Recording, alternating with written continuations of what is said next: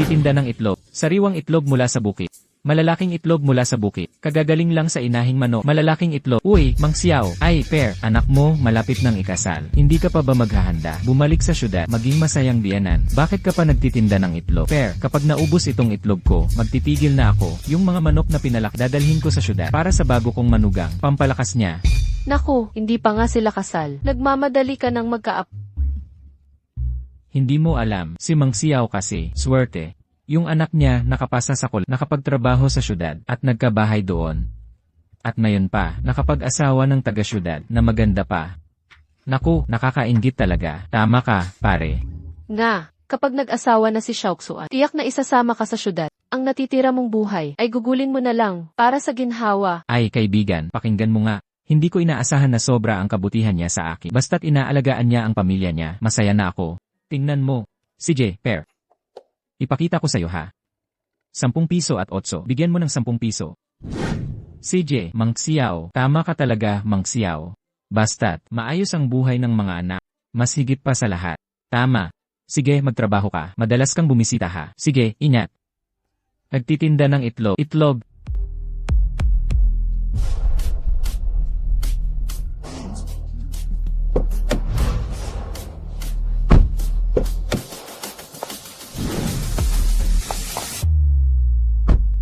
Halina't tumingin, may itlog. Sariwang itlog. Uncle Xiao, sa wakas, nakita na kita. Bakit ka nandito? Sa liblib na lugar, nagtitinda ka ng itlog?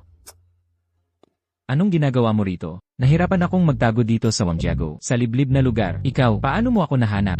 Naglagay ka ba ng year tracker para matrack ako? Tama ba? Uncle Xiao, dati kayo ang namumuno sa amin. Naghari sa mundo ng negosyo noong nasa tuktok ang inyong karera. Pinili ninyong magretiro. Hindi lang ang pagka-chairman, pati na ang iyong itinatag na, pati na ang samahang Dragon Rise ay ipinasa ninyo. Sinabi ninyong nais ninyong mamuhay ordinaryo. Simula noon, wala na. Ako, inyong dating tauhan, hindi ko mahanap ang iyong kinaroroonan. Akala ko'y hindi ko na kayo makikita muli. Sinasabi ko, bakit mo ako hinahanap? Dali, dali. Kunin ang iyong mga bodyguard. At umalis ka na. Uncle Xiao, hindi mo alam. Kailangan ko lang sumagot. Nako, ang anak ko. Huwag ka munang magsalita. Hello, anak. Mismo na si tatay, no? Tatay ay magsabi sa'yo. Nakabili na ako ng tiket. Papuntang probinsya para bukas ng umaga. Papuntang probinsya para sa kasal nyo. Hindi ba ang manugang ko gusto yung pinalaki kong manok? Yung organic na manok, nakapagpatay na ako ng ilan. Bukas, dadalhin ko sila. At saka, ano pa nga? Kasal ko. Huwag ka na lang siguro pumunta.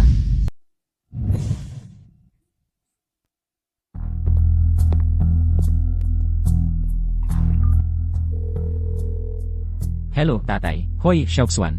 Yung hindi ba gusto ng asawa mo? Ang manok namin dito, pinatay na ni tatay ang ilan. Huwag kang mag-alala. Pinalaki lahat ni tatay yan. Dadalhin ko sa inyo bukas. Tatay. Baka pag kinasal ako, huwag ka na. Hindi Xiaoxuan. Ano bang ibig mong sabihin? Hoy, tatay. Nakikita ko kasi matagal ka na sa Wangjiago. Hindi ka pa nakalayo. Nag-aalala ako kung mag-isa ka, kung sakaling may mangyari.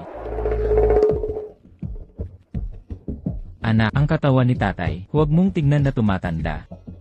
May kasabihan nga, ang punong matanda, malalim ang ugat, ang taong matanda na, matigas ang buto, ang dating general, kaya niyang dalawa, walang problema. Ay nako, basta't hindi ka pwedeng pumunta. Hindi, anak, nakaranas ka ba ng problema? Sabihin mo kay tatay. Tatay ang bahala, wala. Tatay, tingnan mo, ang layo ng biyahe. Manatili ka na lang sa Wangjiago. Kapag natapos na ang kasal ko, babalik kami ni Wenwen para bisitahin ka. Pupuntahan ka namin sa kabisera. Anak, pakinggan mo ako. Hindi yon. Asawa ko. Kaninong tawag yan? Ang tagal naman. Tatay, may nangyari lang dito. Mamaya na lang tayo mag-usap. Hello, anak.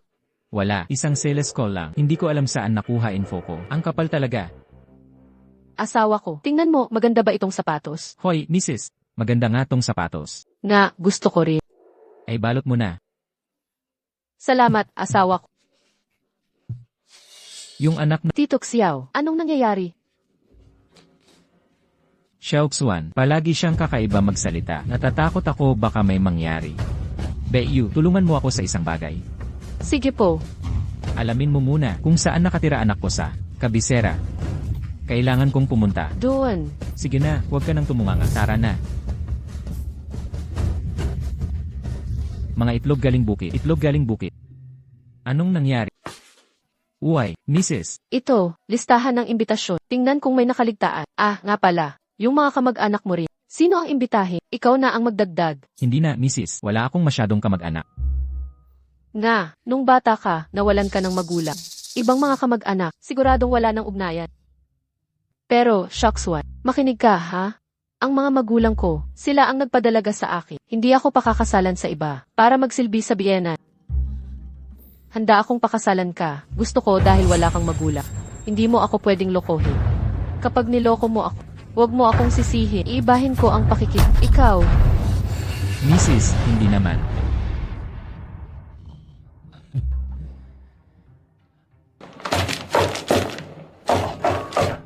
Mrs. Upo ka muna rito. Ako na ang magbubukas. Anak, nandito na si Papa mo. Dinalhan ka ni Papa ng paborito ng iyong misis, manok at itlog na bukit. Nasaan ang kusina? Ilalagay ko na dyan. Anong ginagawa mo? asawa ko. Sino yan? Baka courier lang. Mali yata ang unit. Sasamahan ko lang.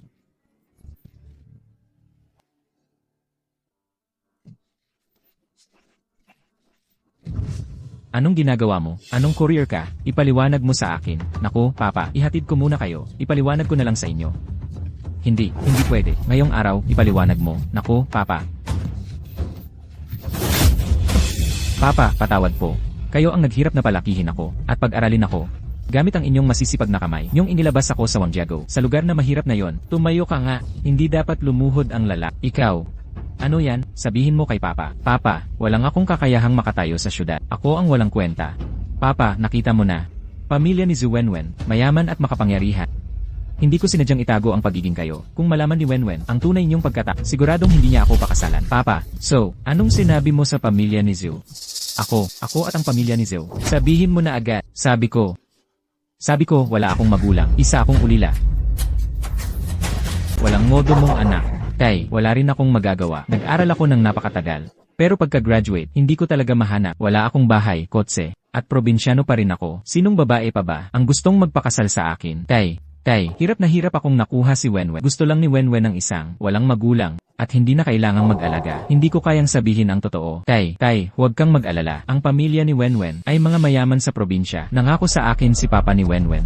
Basta makasal kami. Pagkatapos ng kasal, ilalagay niya ako sa Longjiang Group na trabaho. Tay, Longjiang Group. Ang Longjiang Group sa buong mundo. Isa sa 10 pinakamalaki. Tay, basta makapasok ako sa Longjiang, sa hinaharap ako, siguradong madadala kita sa kabisera para mabigyan ka ng magandang buhay. Tay, pasensya na, tatay. Saktan mo na ako. Saktan mo ako, saktan mo. Wala akong kakayahan. Makapagtatag sa kabisera. Wala akong silbi. Tay, tumayo ka na. Tumayo ka. Tumayo ka nga sa akin. Ano ba ang ginagawa mo? Hindi mo naisip na kailangan kong magtagumpay. Sabi mo, ikaw na pasaway.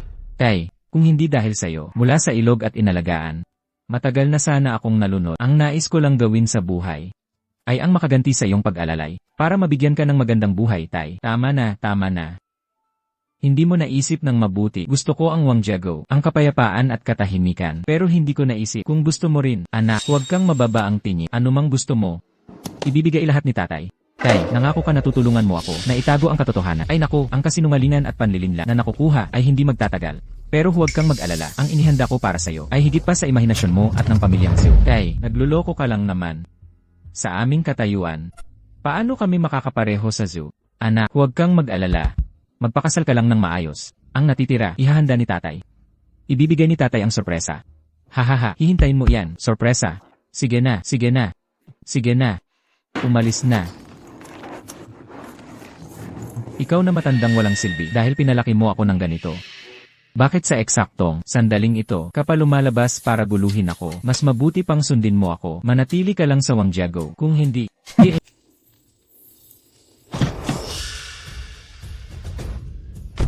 Tiyok Xiao, kailangan ba ng binata ang tulong ng grupo? Xiaoxuan, bagong lipunan. Pamilyang Zhu, talaga lang, sa ilalim ng Longjiang, maliit na puppet, para mapagawa siya, ikapahamak ng sarili at dangal. Bilang ama, nagsisisi ako.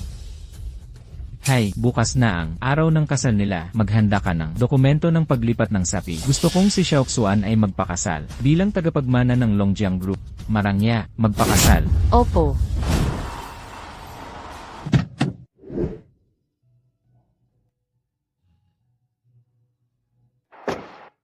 Anak, Itay, itinatago ko ang pagkatao ko. Dahil sa pagkasawa sa panluloko sa negosyo.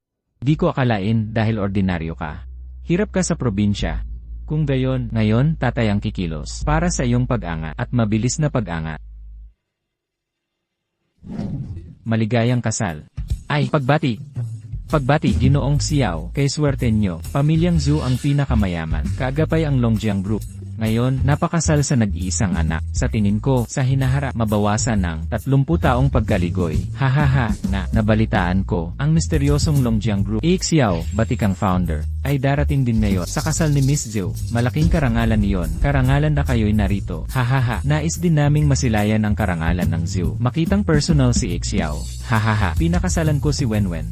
Mahal ko lang siya, hindi dahil sa yaman niya, walang kinalaman. Tinawag nila siyang Xiao. Agad naman siyang sumang-ayon. Kung hindi dahil sa pamilya naming Zhu, siya lang ang galing sa bundok. Mahirap na lalaki. Baka hindi niya mapasok man lang ang pinto ng group. Hindi niya mapapasok. Bahala na, mayroon tayong isang mahal na anak na babae. Kahit hindi gaanong mataas ang antas ng pamilya. Basta, mabuti siya kay Wenwen. Kung hindi dahil sa kasal ni Wenwen, di na magsisilbi sa Vienna. Hindi ko papayagan ito. Tatay, nanay. Malapit na ang handaan. Ako na ang sumalubong. Kayo pong dalawa, samahan niyo si Wenwen sa makeup. Para hindi mapagod. Ay mga personalidad mula sa iba't ibang sektor. Ay mga kilalang tao. Mamaya, si Xiao ng Longjiang Group ay dadalo pa. Magpakita ka ng maayos. Kung mapapahiya mo, malilintikan ka. Nay. Opo. Si Xiao Xuan ay hindi kailangang pagkukuran. Saan ka nang galing, matandang lalaki? Sino ka ba? Ako si... baka aksidente lang. Isang estrangherong napasok. Huwag po kayong mag-alala. Papaalisin ko siya. Bilisan mo, baka maantala ang kasal. Paano ka napunta rito? Umalis ka na, huwag kang gagawa ng gulo. Anak, huwag kang mag-alala. Simula ngayon, walang mangangahas na apihin ka. Kahit ang pamilya Zhu. Ginang Zhu, si Xiao Xuan ay manugang mo. Ngunit hindi mo siya dapat ganyanin. Pagmamando ng mayabang. Si Xiao Xuan ay manugang ko. Paano namin siya tratuhin? Anong pakialam mo? Tulad ng sabi mo, si Xiao Xuan ay manugang mo. Naparito para pakasalan ang anak mo, hindi para sa pamilya Zhu. Magsilbi at sumunod sa utos ninyo. Tiate, pakasalan ang anak ko. Isang mahirap na bata galing bundok. Wala siyang karapatan pakasalan ang anak. Swerte lang siya. Nagustuhan lang ng anak ko. Makapal ang mukha. Pumasok sa pamilya namin bilang asawang lalaki na nakatira sa kanila. Asawang lalaki nila. Isang tunay na lalaki, mataas ang pangarap kahit mahirap, kahit kailan, hindi dapat yumuko. Ikaw pa, pinili mo pang bumagsak, maging asawang lalaki sa kanila. Ikaw na matanda, akala mo sino ka? Bakit ka pa tulala riyan? Ipaalis mo na ang taong yan. Hindi mo pa magawa ang simpleng bagay na to. Talagang wala kang silbi. Nasabi ko na, simula ngayon, bawal mo na siyang ipahiya. Bago ako kumilos, mag-sorry kayo sa kanya agad. Sino ba yung matanda? Baliw na yata yan. Nakalolokong ipasorry ang Zhu family. Di niya alam ang Zhu, ang pinakamayaman sa Jiangxi. Hindi sila basta-basta matatapakan. Shocks one. Ang taong ito, humingi kami ng paumanhin sa iyo. Ano sa tingin mo? Kailangan ba naming humingi ng sorry? Hindi na. Kung ano-ano lang sinasabi niya, dapat ako ang humingi ng sorry. Paumanhin po. Dadalhin ko na siya palabas. Umalis ka na lang. Ngayong araw sa buhay ko, ang pinakamahalagang bagay, kung magwawala ka pa, gusto mo pa bang makita na wala akong lahat? Shocks one. Paanong hahayaan kitang mawalan ng lahat? Dumating si tatay para magbigay ng regalo. Ang regalo ko, sapat na para mangibabaw ka sa Jiangxi. Huwag kang mayabang. Nakikiusap ako sa'yo. Umalis ka na lang. Shocks one. Sigurado ka bang paalisin mo ko? Ako. Shocks one. Anong ginagawa mo pa dyan? Malapit nang magsimula ang kasal. Gusto mo bang hayaan ang matandang puro satsat? Nasirain ang kasal natin. Xiao Shocks one. Paalisin mo agad siya. Kung hindi, wag nang ituloy ang kasal. Nanay, tatay, Wenwen, huwag kayong mangamba. Dadalhin ko na siya palabas. Huwag kayong magagalit. Tara na. Mabuti na lang at nandito ako para makita ng malinaw kung gaano kaati ang Zhu family. Shocks one, sumama ka kay tatay. Ang binigay ng Zhu family, doble pa ang ibabalik ko.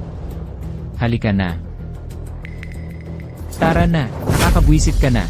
Ano ba itong matandang ito? Bakit ang tigas ng dila? Sa buong katawan mo, kahit 100 piso wala. Anong regalo ang maibibigay mo? Mga bulok na isda lang ba yan? Walang nagkakagusto dito. Umalis ka na agad. Shocks one. Sigurado ka bang paalisin mo ko? Hindi naman sa ano. Ikaw na matanda, baliw ka na ba talaga? Hindi mo naman kamag-anak si Xiao Xuan. Bakit ka naman dumidikit sa kanya? Tumahimik ka. Tatanungin kita ulit sa huli. Sigurado ka bang paalisin mo ko? Naman, hindi ko makilala kung sinong matandang tulad mo. Anong ginagawa mo dito? Kunin niyo siya, itapon sa labas. CJ.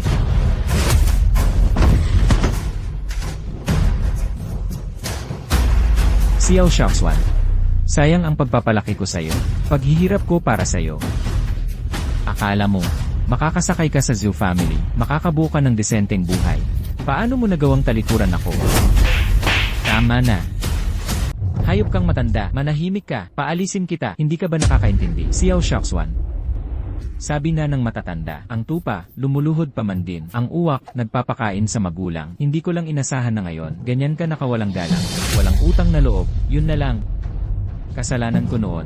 Hindi ko masyadong inisip. Nakautang ako sa'yo. Ganito, Shaoxuan. Lumuhod ka at yumukod sa akin. Lahat ng nangyari sa'yo ngayon, hayaan mo na ang nakaraan. Teka, ano ang ibig mong sabihin? Sino ka para sa asawa ko? Bakit mo siya pinapaluhod? Sa anong karapatan? Dahil ako ang tatay niya. Tatay na nagpalaki sa kanya 20 taon. Ano? Shaoxuan, sabi mo'y isa kang ulila. Ang tatay mong ito, saan siya biglang lumitaw? Xiao Shaoxuan. Ano ba talaga ang nangyayari? Ipaliwanag mo sa akin. Ibig sabihin ba nagsisinungaling ka? Pinalaki mo ako, pero hindi ko naman hiniling. Mismo kang napakahirap. Bakit mo pa ako pinulot? Alam mo ba, ang kahirapan mo, sinira ang buhay ko. Nung una, isinugal ko ang buhay ko para iligtas ka sa ilo. Pinalaki kang ganito. Ikaw, ganyan mo ba talaga ako isipin? Kung hindi, ang mga magulang ng iba, malalaking boss. Anong may bibigay mo sa akin? Isa ka lang namang nagbabanat ng buto sa bukid, bastong matandang magsasaka. Bukod sa pagiging pabigat mo, ano pa ang kaya mong gawin? Ngayon na nakikita mo ako, malapit ka ng magpambahay sa zoo, malapit ka ng yumaman. Ngayon, parang limats ka na naman. Humabol para sipsipin ang dugo ko. Ang basurang tao na tulad mo. Anong drama mo dito? Pagmamahal at paggalang ng mag-anak. Tulad mo, kriminal. Anong teatro ang pinagtatanghal? Pagmamahal ng ama at anak. Pinag-aral kita sa loob ng maraming taon. Ngayon, ni tamang pagtrato sa tao, hindi mo alam. Mali ba ang sinabi ko? Walang anak na lalaki, kaya mo ako inampot. Noong bata ako, mahigpit ka sa akin. Pinapatahimik mo ako. Sinasakta. Ginawa mo lang para balang araw. Maging matagumpay ako, at pagmasdan mo ako, habang yumayaman. Tulad mong sakin, karapatang sumaway sa akin. Mahigpit ako sa'yo, para umunlad ka. Ganito ng tingin mo sa akin. Sa isip mo ba, kahit kaunting, pasasalamat wala ako? Ha? Pasasalamat? Pera lang naman gusto mo, di ba? Ang perang ito, pagtatapos na ng ating pagiging ama't anak. Pera. Si Xiao Weijiang, maraming salapi. Kahit gaano karami. Tandang ito, nagsasalita ng kung an. Shaoxuan. Pumayag kaming magpakasal si Wenwen dahil, naaalala mo pa, ang Wenwen namin, hindi maglilingkod sa biyanang pamilya, ang pamilyang Zhu. Hindi makikisama, sa hamak na tulad, magkamag-anak. Xiao Shaoxuan. Ayusin mo agad ang kalokohang ito. O huwag nang magpakasal. Opo. Xiao Weijiang, narinig mo, manugang na ako ng pamilyang Zhu. Mula ngayon, wala na tayong kaugnayan. Mabuti, Xiao Shaoxuan, para lang sa hamak na Zeus. Sinisiwalat mo ang pagiging ama't anak. Ako si Xiao Weijiang. Bakit pinalaki ang isa, tanga, at sakim na ahas? Hamak na Zhu. Alam mo ba, ang estado nila sa Jiangsheng, sige na nga, bastos na magsasaka. Wala ka nang maintindihan. Ang perang ito hawakan mo, umuwi ka na sa Wangjiago. At alagaan mo na lang ang mga manok. Tama, Xiao Shaoxuan, gusto mo talaga wakasan ang ating pagiging ama't anak. Pwede. Lumuhod ka ngayon at magmano ka ng 3 beses. Tapos na tayo. Ikaw dapat ang lumuhod. Magmano ka ng 3. Pagpasensyahan mo ako. Pagkamatay mo, baka bigyan pa kita ng magandang kabaong. Hayop ka talaga. Napakalaking kawalang utang na loob at kabastusan. Hindi ka ba natatakot sa kidlat? Tignan na natin kung tatamaan ako. Anong hinihintay niyo? Papaluin niyo siya. Hindi, aray. Mabuti. Ngayon ay manood ka sa akin at sa biyanan kong lalaki at babae. Kasama si Wenwen. Titigilan ka na nila mula noon hanggang ngayon. Hindi lumuluhod ang ama sa anak. Ayaw mong sumunod ng mahinahon. CJ, saktan niyo pa. Dumating na ang Dragon Rice Group. Hahaha. Dumating na ang aking regalo. Nasaan si Xiao Shaoxuan? Ako nga po si Xiao Shaoxuan. Sino po kayo? Siya po si Jim Yang ng Longjiang Group. Yang po. Xiao Shaoxuan ka, di ba? Opo, halina. Dalhin ang mga para kay Ginoong Xiao at ang regalo para sa kasal ni Miss Zhu. Itaas dito. Teka muna. Xiao Shaoxuan, immoral ka. Walang utang na loob. Nagbago na ang isip ko. Hindi ko siya bibigyan ng anumang bagay. Sino ka? Ako. Ang nagbigay ng regalo. Ano? Galing pala sa kanya. Xiao Weijiang, paano mo nagawang sabihin ikaw ang nagbigay? Baliw ka na talaga. Zhu Daqiang, ang tapang ng pamilya Zhu nyo dahil sa paglilingkod ng pamilya Zhu sa Longjiang Group noon na nagbuwis ng buhay. Kaya naman, para sa inyo, binigay ko ang regalong ito. Ganito mo ako binayaran. Yang, huwag po kayong magalit. Ang matandang ito ay walang kinalaman sa amin. Ipapasori ko siya agad. Magsorry ka na. Kaya pala ang anak na pinala ayaw na sa iyo. Sa tingin hindi ka lang hangal, kundi lubos na hangal pa. Ikaw na matanda, walang pakundangan. Magsorry ka kay Yang. Magsorry ka. Hindi siya karapat-dapat. Hindi siya karapat-dapat. Alam mo ba kung sino siya? Vice Presidente siya ng Dragon Rice Group. Siya ang pansamantalang chairman. Kanang kamay ni Chairman Bai. Isang kilos lang niya. Mawawala ka na sa Jiangsheng. Ganyan ang kapangyarihan niya. Ikaw na taga-probinsya. Sa harap ng lahat ng makapangyarihan sa Jiangsheng. Ginulo mo ang kasal ng anak. Nagmalaki ka pa sa harap ni manager niya. Gusto mo bang nangahas kang galitin si manager niya? Gusto mo bang hatakin kami? Ang pamilya Zhu sa gulo. Pag-sorry ka, isang hamak na. Vice Presidente ng Dragon Rice Group. Hindi ka rapat-dapat sa paningin ko. Kung magsusorry man, siya ang dapat magsorry sa akin. Pag-iisipan ko, napatawarin siya ng bahagya. Hahaha. Mabuti. Ayos. Hindi ko alam na dito sa Jiangsheng ay may isang napakayabang na tao. Hindi ko naman balak makipagtalo sa isang hamak na tao. Pero ngayon, ako ay sumisimbolo sa dangal ng Dragon Rice Group. Hindi natin yurakan ang Dragon Rice. Sugatan mo ang sarili mo at papanatilihin kong buhay ka. Hahayaan kitang umalis. Kahit dumating si Baiyu, wala siyang karapatang pagsugatan ko ang sarili. Ang pangalan ni Manager Bai ay hindi mo pwedeng tawagan ng basta. Minamaliit mo ba kami? Lahat ng makapangyarihan sa Jiangsheng. Para bang wala kami sa paningin mo? Tama, sa palagay ko, ang lahat ng naririto ay walang halaga sa akin. Gago, ano ba sinasabi mo? Kaming lahat ay walang halaga sa'yo. Anong klaseng tao ka ba? Anong ibig mong sabihin? Lahat dito ngayon ay mayaman o makapangyarihan. Kikilos lang ng isa sa amin. Puksain ka na. Isang magsasakang. Nangahas pang magsalita ng basta. Kaya pala iiwasan ang anumang kaugnayan. Ganitong baliw. Sino mang malapit, malas, si Manager Yang ay napaka, mayabang at ignorante. Nagalit ang lahat sa kanya. Kung hindi makagalaw ang Dragon Rice, ang pamilya Bai ang magbibigay sa kanya ng leksyon. Kasama ang aming Sun family. At ang Su family din. Patulong ang Zhou family. Mga ginoo. Mga gina, ang baliw na ito at ako, pati ang Zhu family namin, ay walang kinalaman. Gawin niyo sa kanya ang anumang gusto niyo. Bahala kayo. Huwag niyo kaming isama. Ang Zhu family, may daang patungo sa langit. Nasa impyerno ka naman pumunta. Mga ginoo. Ang baliw na ito, at kanyang mga ginawa ngayon, ay nasaksihan ng lahat. Ang Dragon Rice Group, ayaw sanang maging malupit. Ngunit dahil ito ang gusto ng lahat, di na ako magdadalawang isip. Kaya, balian mo ng binti. Tapos itapon sa labas ng Jiangsheng. Dapat nang binali binti ng taong ito. Tumahimik ka. CJ. Bigyan kita ng 5 minuto. Pumunta ka sa Jingshan Hotel. Pag hindi pananagutan mo. Bilis, tinatawag na ni Director ang handog para sa kasal ng binata. Handa na ba lahat? Pangulong Bai, doon sa dokumento ng paglipat ng shares ni Director Xiao, bilyong kontrata, milyong mansyon at mga regalo para sa bagong kasal. Nandito na lahat. CJ, dalhin ang regalo. Sumunod kayo. Opo, bibigyan ko kayo ng 5 minuto. Magbago ng isip, matandang kluban. Baliw ka na yata. Ayos lang kung mag-isa kang baliw. Huwag kaming isama. Huwag mong iisipin na, kung ganito ang gagawin, mapipilit mo ako at si Xiaoxuan. Nakilalanin ka, matandang taga-bukid.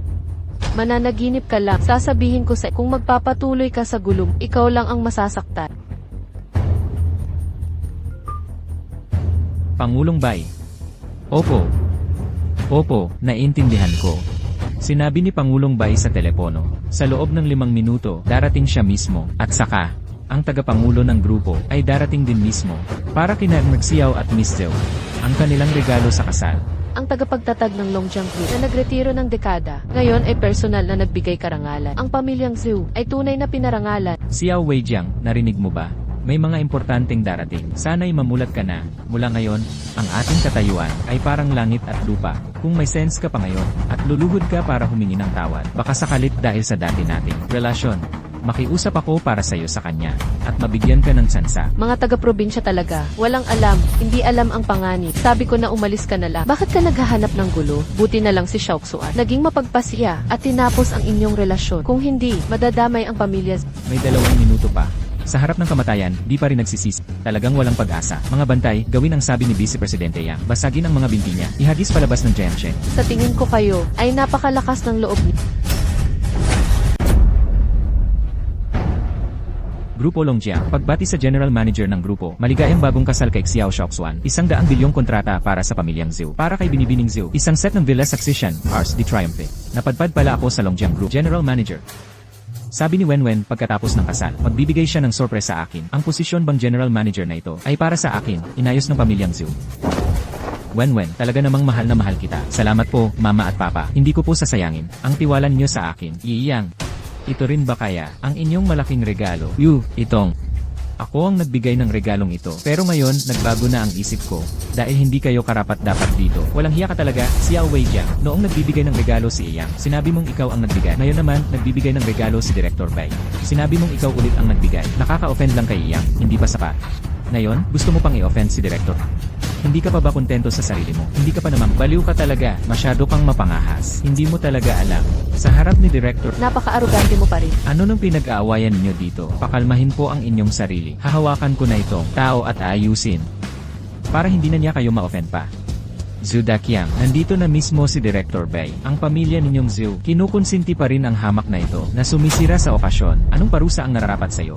Iyang, Director Bai, pakalmahin niyo ang inyong sarili. Aalisin ko na baliw na ito palabas. Lumayas ka. Sinasabi ninyong siya ay isang hamak na tao. Ito ang aking manugang, amain ni Xiao Shoxuan. Huwag kayong mag-alala. Si Shoxuan ay tuluyan nang naputol ang relasyon sa kanya. Ano man ang gusto niyong gawin sa kanya, ang angkan ng Zhou ay walang putol. Opo, Yibei. Itong baliw na ito, noong wala pa kayo, ay nagsalita ng basta. Hindi niya pinahalagahan ang Longjiang Group at sobrang mayabang.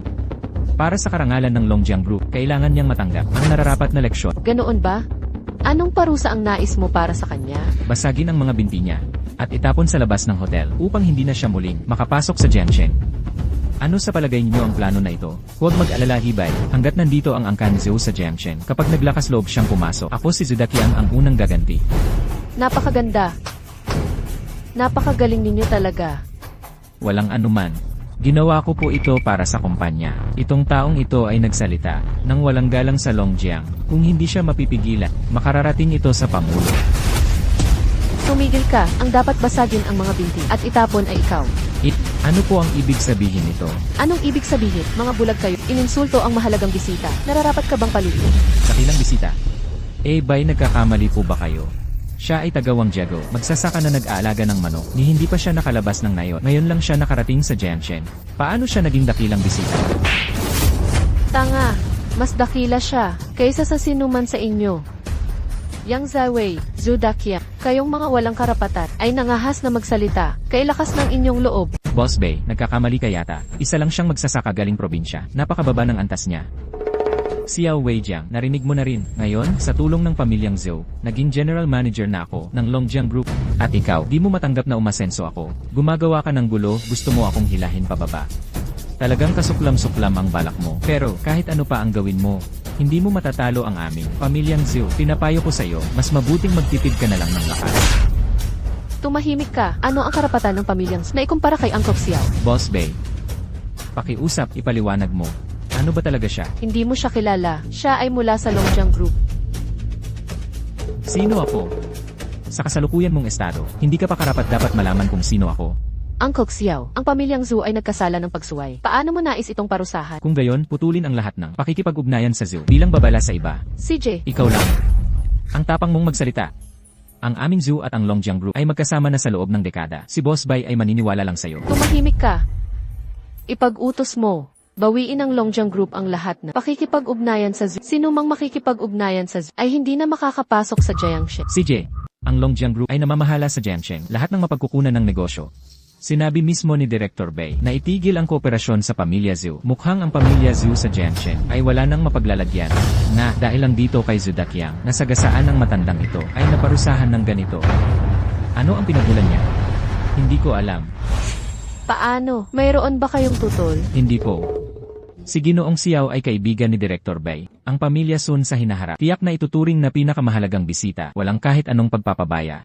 Ang pamilya Li sa hinaharap. Tiyak na igagalang si Ginoong Xiao. Kung sino man ang mang-api kay Ginoong Xiao, ay kaaway na ng aming pamilya. Kami rin. Mahal, bilisan mo, mag-isip ka ng paraan. Mahal, Nahirapan akong mapangasawa sa pamilya Zhou. Hindi dapat bumagsak ang pamilya Zhou. Director Yang. Tingnan mo si Director, bagaman siya ay executive ng grupo. Ngunit ang kapangyarihan ng grupo ay laging sa tagapangulo. Si Director ay nagdesisyon mag-isa sa pagpigil ng kooperasyon sa pamilya Zhou. Kung ang tagapangulo ay magkamali ng isip, ang mga senior executive ay masyadong mayabang. Paano kung madamay po kayo? Tingnan niyo po. Director, ang paggawa mo nito ay tila hindi makatarungan. Ikaw, para sa isang ordinaryong tao lang, gumawa ng malaking gulo gamit ang pangalan ng grupo. Kung kumalat ito, hindi maganda ang dating. Ang Longjiang Group ay nangaapi ng mahihina. Kung ito'y kumalat, ang tunay na kahihiyan, matanda, dahil kilala ni Director Bai. Hindi ko nababanggitin ang yabang mo sa paglapastangan sa Longjiang. Kung magpapatuloy ka pa sa pagiging mayabang at pala o paghamon sa grupo, kahit si Bai Yu ay hindi ka maililigtas. Yang Zawei, ano ang ibig mong sabihin? Ang ibig kong sabihin, Bai Yu, ikaw at ako ay parehong executive ng Longjiang. Ngayon, para sa isang ordinaryong tao lang, ay tinapos mo ang kooperasyon sa pamilya Zhou. Gusto ko pa ring itanong sa'yo, ano ba talaga ang ibig mong sabihin? Director Yang, sa tingin ko si Director Bai ay hindi ko alam kung paano ang matandang iyon. Nalinlang niya, na ipinagtanggol pa siya. Nakakabaliw talaga. Bai Yu, ang Longjiang ay nangunguna sa kalakalan sa bansang Dragon. Ang isang ordinaryong tao, anong karapatan niya para makatabi sa atin? Tumahimik ka, ang hindi karapat dapat makatabi ni Tiyok ay ikaw. Ikaw, At ikaw, walang utang na loob, hindi karapat dapat maging anak. Ngayon, kung ikaw ay luluhod, magmano sa Tiyong Xiao at humingi ng tawad. Baka payagan kitang mabuhay pa. magmano ako sa matandang ito. Nakangarap ka. Ngayon, ako na ang pangkalahatang tagapamahala ng Longjiang. Pinagkalooban ng pagkilala ng Pangulo. Balang araw, ako'y magiging pinagkakatiwalaan ni Pangulo. Sa oras na yon, sino ang magpapaluhod sa akin? Tama, Bai Yu, si Xiaoxuan na yon ay pinagkakatiwalaan ni Pangulo. Bagamat direktor ka sa grupo, hindi lang naman ang isang direktor na tulad mo. Ang pamilya namin Zhou ay hindi tako. Bai Yu, narinig mo, si Xiaoxuan ay hindi karaniwang tao. Pumasok na siya sa Longjiang, tataas pa ang kanyang estado. Sigurado ka bang dahil sa isang hamak na tao, ay lalaban ka sa buong grupo, Xiao Weijiang? Dapat alam ng bawat isa ang katayuan nila. Wala kang kapangyarihan. Kahit umasa ka sa impluensya ng iba. Di mo mararating ang totoong antas mo. Antas, pinaghirapan mo ang pagtutok sa mga ambisyon mo. Pero sa paningin ko, walang kwenta yon. Puro kahangin. Nagpapanggap ka hanggang naniniwala ka na sa hitsurang pulubi mo. Alam mo ba kung anong klaseng tao ka? Mahal, huwag kang makipagtalo sa prompting ito. Ikaw ngayon ang pangkalahatang tagapamahala ng kahit maging malapit pa siya kay Pangulo. Anong magagawa niya? Wala siyang panlaban sa pamilyang Tama. Xiaoxuan, alam kong kaya mong umasenso. Tinulungan kita na makawala sa sirang probinsya nung ito dahil para rin sa'yo. Pagsapit mo sa Longjiang, huwag kalimutan ang pamilya Zhou. nga, Xiaoxuan. Ang pamilya natin ay hindi nagkulang sa'yo. Pagkapasok mo sa Longjiang, dapat mo sana ibalik ang negosyo ng Zhou sa Longjiang. Huwag kayong mag-alala, nanay at tatay. Kapag nakapasok na ako sa Longjiang, kauna-unahan ko, gawain ang pagpapirma muli sa pamilya natin. Mabuting manugang ka. Buti na lang. Matandang ambisyoso ka. Akala mo ba't mapapasayo ang Longjiang? Dahil kay Pangulo Bai? Alam mo, puro pangarap lang yan. Isang pantasyang hangal. Nanay, nakapagdala siya ng kahihiyan. Dapat lang siyang bigyan ng leksyon. Tama. Ikaw, lumuhod ka sa akin. Sa iyong pagsuway ngayon, humingi ka ng paumanhin. Nay, siya ang nagpasama sa ating pamilya sa pagkawala ng dangal. Ang pagluhod at paghingi ng paumanhin ay hindi sapat. May maganda ka bang solusyon? Mahal ko, paano kung ganito na lang? Paluhudin mo siya. Tapos, magpagapang sa buong bulwagan. Hay, tapos tumahol tulad ng aso. Dahil sa kanyang kayabangan, makatanggap ng parusa. Mahal ko, susunod ako sa iyo. Hindi mo narinig sinabi ni Wenwen. Bakit hindi ka pa gumagapang dito? Matagal ka nang nasa bukid. Siguradong marunong ka ng tumahol. Bilisan mo, tahol, kapag maganda ang iyong tahol. Baka sakali, mabawasan ang paggapang mo. Xiao Xiaoxuan. Isa ka lang namang, Longjiang Group, isang general na manager. Kahit manager ka lang, mayabang ka na. Talagang wala kang silbi. Ang Longjiang Group ay hari sa komersyo ng Longgo. Ang asawa ko, ngayon, siya ang general manager ng Longjiang Group. Sa paglipas ng panahon, tiyak niyang makukuha ang mga yaman. Paano mo nasabing wala siyang kwenta? Wenwen, pinipilit mo sa matandang taga-bukid. Ano pa ang silbi ng sinasabi? Alam ba niya ang mundo ng negosyo? Nakilala niya si Chairman Bai. Sobrang swerte niya dahil sa biyaya. Xiao Xiaoxuan, ipapakita ko sa iyo kung ano ang masamang gawa ay hahantong sa sariling kapahamakan. Xiao Weijiang, hanggang ngayon, matigas ka pa rin. Hindi ka susuko hanggat hindi huli. Kunin siya, hawakan niyo siya, paluhudin at patahol sa kanya. Pagkatapos, basagin ang mga binti. Itapon siya palabas. Xiao Xiaoxuan, tama na iyan. Ang plano ko sana, dahil kay Uncle Xiao, na nagpalaki sa iyo, ay binigyan kita ng dangal. Pero ang ginawa mo ngayong araw, ay kasuklam-suklak. Beiyu, huwag mo na siyang patulan. Ipasa ang utos. Tanggalin siya bilang manager. Xiao Weijiang.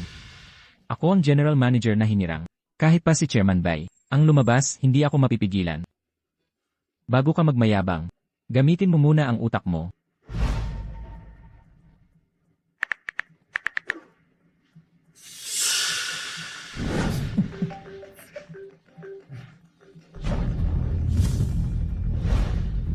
Ginoong Xiao, ikinalulungkot kong ipaalam na pagkatapos ng board, ang kontrata mong manager ay wala na. Ano? Mahal, ano nang nangyari? Impossible. Ito ang kataksilan sa pagtatrador kay Beiyu, ako ang general manager na pinili mismo ng chairman. Anong karapatan mong utusan ng grupo na tanggalin ang kontrata ko? Beiyu, nakikialam ka sa empleyado ng grupo. Ang tapang mo, sinabi ko. Ito ang desisyon ko. Ako ang may pasya. Xiao Weijiang, ulol kang matanda ka. Hindi mo masipsip ang yaman ni Xiaoxuan, kaya sisirain mo na lang siya. Babalaan kita. Sabihin mo agad kay Chairman Bai na ibalik ang trabaho ni Xiaoxuan. Kasalanan mo ito. Gago ka. Ako. Ikaw, Dahil lang sa'yo, mangahas kang bastusin ang bisita. wala kayong karapatan na hawakan ako. CJ, matandang probinsyano ka. Inimpluwensyahan mo si Chairman Bai na tanggalin ang kontrata ng Zhu Family at Longjiang Group. Okay lang sana iyon. Pero ngayon, nakikialam ka pa sa empleyado ng Longjiang Group. Tignan mo ang sarili mo, karapat-dapat ka ba? Karapat-dapat siya. Lahat kayong magkakasama, hindi niyo siya kayang pantayan. Katawa-tawa. Beiyu, para lang ipagtanggol mo itong taga-probinsya. Handang magsinungaling tungkol sa estado niya. Kung malaman ito ng iba, anong sasabihin nila? Beiyu, kahit direktor ka ng grupo, hindi mo dapat inaabuso ang kapangyarihan. Para sa isang probinsyano, dinudusta mo ang aming Zhu Family. Sa harap ng lahat, anong halaga ng Zhu Family? Sa harap ko, kapag sinabi kong isa, walang may karapatang magsabi ng dalawa. CJ, Xiao Weijiang, siraulo ka.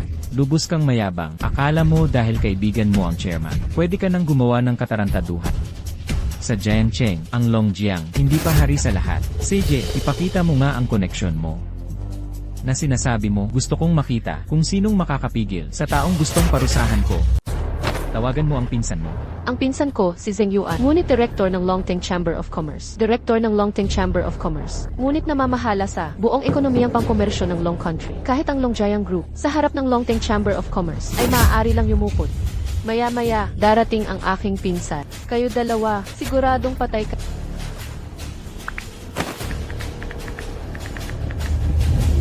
Pagtutugma ng aming mga mapagkukunan. Pangulo. Direktor ng Longjiang Group, nagpadala ng mensahe si Beiyu. Siya po ay nagpakita na. Ano, pagbati, Pangulo. Hinagilap niyo ang buong Long Country. At sa wakas nahanap ang mahalagang ito. Ang leader ang nagtatag ng Longjiang Group, ang higanting negosyante, at pinagbuklod ang lahat ng malalaking bansa upang itatag ang Longteng Chamber of Commerce. Maaaring sabihin walang dudang, hari ng pagnenegosyo, 20 taon na ang nakalipas. Siya'y nagretiro sa kapangyarihan. Ngayon, sa wakas, nais niyang magpakita. Bilisan, ihanda ang sasakyan. Susunduin ko siya pabalik sa lungsod. Teka, Pangulo, sa kalahating oras, kayo at Amerika, ay mayroon pang pandaigdigang kumperensya. Zheng Yuan. Una kang makipagkita kay Beiyu kasama si Liwan upang salubungin ang leader. Susunod agad ako. Opo.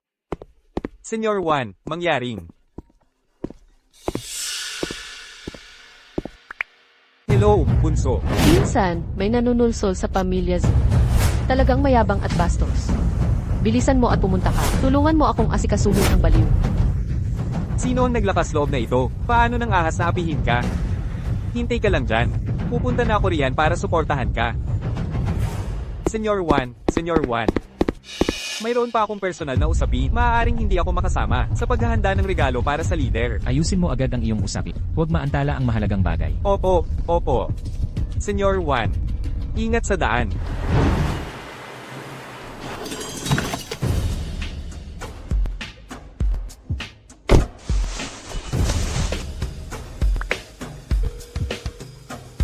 Bunso, nasa hotel na ako. Ang batang umapi sa'yo.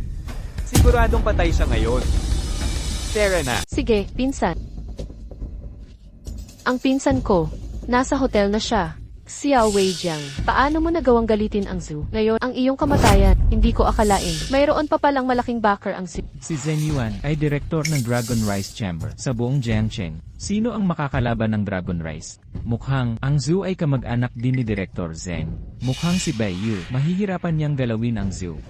Si Bai Yu ay isa lang, direktor ng Longjiang Group. Sa harap ng Dragon Rice Chamber, parang pulubi na humahamon sa bundok. Si Bai Yu at ang matandang ito, sumalubong sila sa bakal. Akala ko'y may malaking tao silang inanyayahan. Isang direktor lang ng Dragon Rice Chamber, parang asong bantay lang. Ang matanda, sino ang tinutukoy mong ang cute?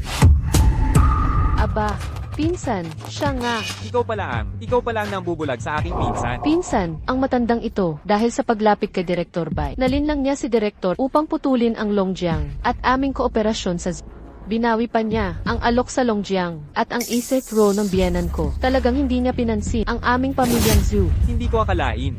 May ganito palang tao sa Jiangcheng na kaarogante na naglakas loob kalabanin ng aming Joe. Sige, sampilan mo siya ng 50 para maging babala sa iba. Tingnan natin kung sino ang gagawa. Bai Yu, siya nga pala, konsel ng Longteng Commercial. Matapang ka pa rin na nandito, sumisigaw, nababaliw na ang matandang ito. Nababaliw ka na rin ba? Ha, pinapayo ko sa'yo, kay Bai Yu, lumayo ka na agad, baka sa huli, masaktan ka, at madamay pa ang Longjiang. Ikaw si Bai Yu, di ba? Direktor ng Longjiang Group. Dahil sa pagiging direktor ng Longjiang Group, nagwawalang puri ka rito. Gusto mo na yatang mamatay. Konsel Zheng, si Bai Yu at ang matanda, mukhang hindi ka nila pinapansin. Para bang binabastos ka na, at ang dangal ng Longteng, dinudurog sa lupa. Sana po, huwag mo silang palampasin. Xiao Shoxuan, sobrang yabang mo. Kung gaano kayo kaangas, mamamatay lang ka. Mamamatay. Hindi nyo alam, gaano kataas ang ranggo ni Titok Xiao. Hoy, ano bang karangalan niya? Nagtitinda lang siya ng itlog. Sa tingin niya ay dahil sa pagkakaibigan nyo, gusto niyang mamuno sa amin. Magpasiklap. Iyan nananaginip siya. Ngayong araw, nandito si Konsel Zheng. Tingnan natin, sino ang makakapagligtas sa inyo? Magsalita pa sa ganitong tao ay pagbaba ng antas. Kailan pa, bantay ng Longteng, ang may karapatang sumigaw sa akin. Sa tingin ko'y malapit ka ng mamatay. Matigas pa rin ang ulo mo. Zheng Yuan, buksan mong mabuti ang iyong mga mata. Sino ang nasa likod ko? Hindi mo ako kayang kalabanin. Hey. Ako, hindi mo ako kayang haminin. Ako, konsehal ng Longteng Commercial. Ikaw, ordinaryong direktor. Nagtatanggol pa sa babaeng ito. Ako, si Zheng Yuan, ang magpapatay sa kanya. Hindi siya aabot ng madaling araw. Sige nga, subukan mo. Sige, subukan mo. Director Zheng, ikaw at isang babaeng walang kwenta. Narinig ko. Siya ang iyong amang ampon. Nagbibiro ka lang, galing sa ganyang libli, hindi maitutumbas sa akin. Ngayon, napangasawa ko si Wenwen. Ibig sabihin ako'y kasapi ng pamilyang Zhu. Mabuti, ang pagiging tao. Kailangang may alam sa patakaran. Kung hindi, mapupunta sa pagtalikod ng lahat. Lumapit ka. Opo. Ang matandang ito, nilalabanan pa ako, bibigyan kita ng pagkakataon. Papuyuan mo siya sa akin. Matanda, hindi mo narinig si Direktor. Lumuhod ka sa akin. Nilate mo si Angkok Xiao. Naghahanap ka ng kamatayan. Bai Yu, ikaw. Nilalabanan mo si Direktor. Bai Yu. Gusto ko sanang iligtas ka. Hindi ko inaasahan. Ang sarili mo'y tinutulak mo sa kapahamakan. Sige, tutuperin ko ang gusto mo. Atake. Anong ginagawa mo? Angkok Xiao, bakit ka pa nag-aatubili? Hindi ka pa atake. Hay, pinapayuhan ko kayo, isipin nyo, lahat tayo'y nagtatrabaho. Hindi kailangan, dalawang iyan na walang utang na loob, mawala ang buhay. Atake. Anong ginagawa mo? Zheng Yuan, ngayong inalipusta mo si Angkok Xiao. Bukas magiging kaaway ka ng Dragon Country. Nakakatakot naman. Kayo, dalawang ito, ang isa'y umaasa sa Longjiang Group, acting director. Gumagawa ng gulo dito. Ang isa naman, sa harap ng lahat, kung ano-ano ang sinasabi. Ngayon, bilang kinatawan ng Longteng Chamber. Papanagutin ko kayo. Atake. Matanda, bilisan mo, luhod ka. Pagkatapos, dumaan ka sa ilalim ko. Kung magugustuhan ni Direktor, baka maawa pa ako sa'yo. Anak na lapastangan. Makinig ka. Ipagalaw mo ang Longteng Chamber. Lahat ng tauhan sa Jiangcheng. Papuntahin agad sa Jinshan Hotel. Bilis. Sino ka? Gu Weilong. Titok Xiao. Ipatawag ang Dragon Rice Asok. Lahat ng tauhan nito sa Jiangcheng. Pumunta agad sa Jinshan Hotel. Ipapaayos ko na kay Liwan ang tauhan. Punta na sa hotel.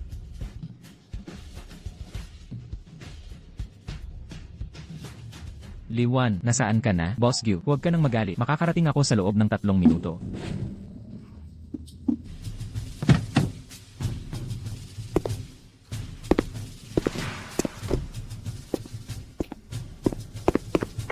Ang tapang mo, ngayon ang kasalan ng pamilyang Zhu sa Jiangcheng. Sino ang nanggugulo dito?